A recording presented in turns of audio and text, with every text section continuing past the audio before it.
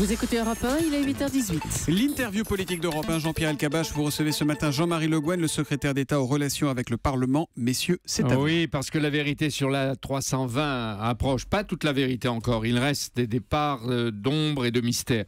Bienvenue Jean-Marie Le Guen, bonjour. Bonjour. L'enquête prend de l'ampleur sur Andreas Lubitz. Il décide de mourir et il tue 149 innocents. Comment vous le qualifiez ? Eh bien, effectivement, c'est un crime et sans doute un assassinat, parce que, indépendamment de la volonté de se suicider, apparemment telle qu'elle existe aujourd'hui, il entraîne avec lui dans la mort 149 personnes. Et de ce point de vue, on ne peut pas oublier cette dimension dramatique, bien évidemment, et la préciser, y compris au plan, social, juridique. Les passagers ne savaient rien, ne voulaient rien, en tout cas pas de suicide collectif. Il les a tués, vous le traitez d'assassin. Bien oui, évidemment, c'est un crime. Si par exemple il avait survécu, eh bien aujourd'hui il serait devant une procédure d'incrimination, sans doute pour homicide volontaire. Donc je veux dire très concrètement, indépendamment du fait qu'il est décédé et qu'il avait visiblement une volonté suicidaire, apparemment, enfin d'après ce qu'on peut savoir aujourd'hui, il y a la volonté d'entraîner dans la mort 149 personnes. C'est évidemment un crime. La chancelière Merkel se disait hier, comme l'Allemagne atterrée, on le voyait sur son visage, elle ne parle pas de suicide, elle, mais en effet de crime, et la France parle comme elle de crime.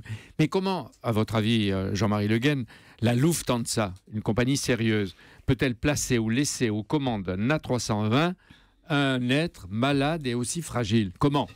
Mais je crois que de la même façon qu'au plan juridique et judiciaire, on vient de faire la distinction entre le suicide et le crime, il faut faire la distinction entre quelqu'un qui peut avoir des problèmes médicaux de type dépressif et la personne pervertie qui décide, au-delà de son propre suicide, de décider de tuer 149 personnes. Il y a là une dimension qui n'est pas qu'une dimension médicale. Il y a une dimension de perversité qui renvoie au mystère de l'homme. Ou inconsciente, oui. Bien sûr. Mais en même temps, au moment où le trafic aérien se développe avec une telle rapidité ou fulgurance à l'échelle mondiale, est-ce qu'on est sûr que des pilotes fragiles ou malades ne sont pas aux commandes d'avions qui comportent beaucoup plus de passagers, comme les A350 ou les A380 ? Bon, vous le savez, il y a des procédures, peut-être qu'elles peuvent être améliorées au plan médical, qui vérifient l'état de santé physique et mental des personnes, mais il n'y aura jamais, dans l'état actuel de la science médicale et avant longtemps, de certitude de ce point de vue. Donc, ce n'est pas dans une espèce d'omniscience médicale qui n'existe pas en la matière, et d'ailleurs, je rappelle bien qu'il fallait distinguer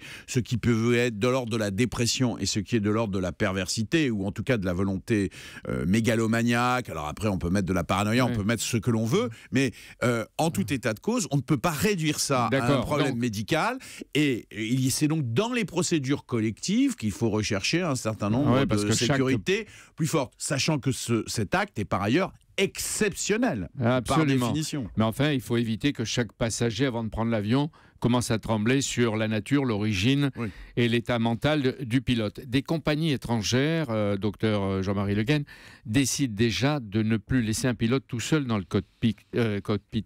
Ils seront deux. Est-ce que les géants de l'aviation civile, donc Air France et KLM, doivent les imiter ?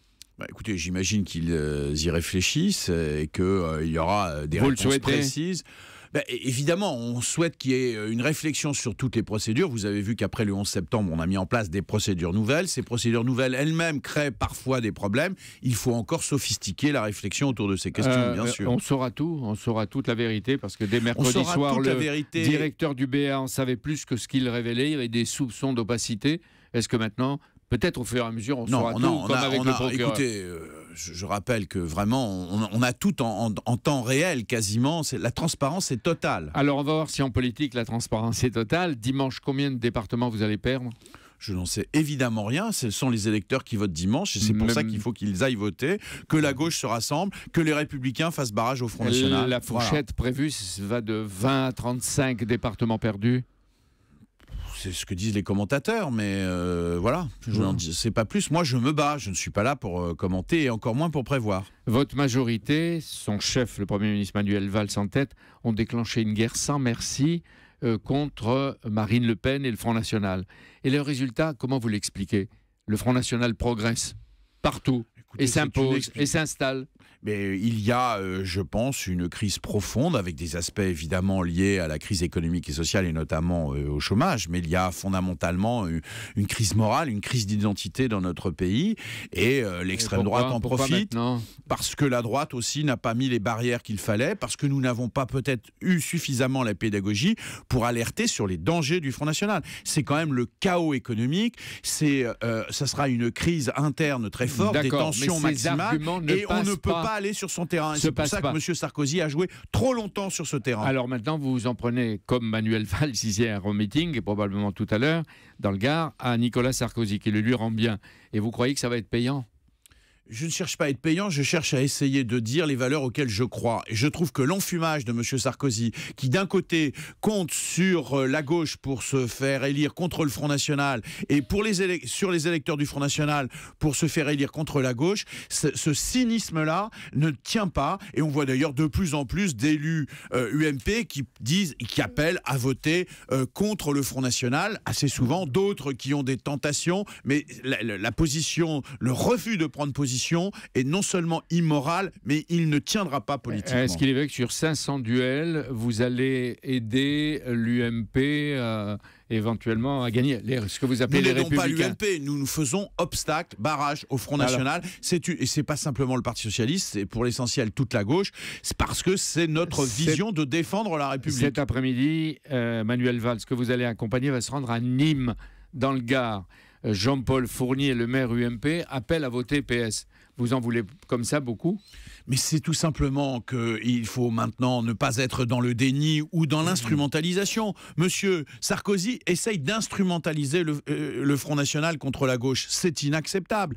Et donc, à partir de ce moment-là, il est logique que des gens qui ont des convictions républicaines disent « ça suffit ». Et ce que dit monsieur Fournier et d'autres, ils disent « ça suffit à cette ligne cynique de monsieur Sarkozy ». C'est-à-dire qu'il est plus facile d'attaquer une fois le Front National, une fois Nicolas Sarkozy, que de défendre son propre programme et ses propres idées qui ne marchent pas. Si cela marche, aujourd'hui la reprise économique, elle est là. Les résultats concrets ne sont pas encore suffisamment présents. Mais tous les voyants sont au vert, qu'il s'agisse de l'automobile, du bâtiment, de la consommation, de la confiance des entrepreneurs, les chiffres macroéconomiques, le prix du pétrole, la baisse du prix du pétrole, c'est 10 milliards d'euros qui est donné au pouvoir d'achat des Français. Voilà. Dimanche soir, Jean-Marie Le Guen et j'en finis, on entendra le cœur des narcisses autosatisfaits. Ils vont tous dire qu'ils ont gagné. Mais lundi matin, face à la défaite qui est annoncée, et quelle que soit son ampleur, que doit décider le président de la République et son Premier ministre qu'il maintient à Matignon? Je ne suis pas dans la défaite, Jean-Pierre Elkabbach. Je suis dans la résistance et dans la mobilisation. Jusqu'à dimanche, il est possible que les départements ne tombent pas sous la coupe de la droite ou du Front National, qu'il y ait un bouclier social qui se mette en place.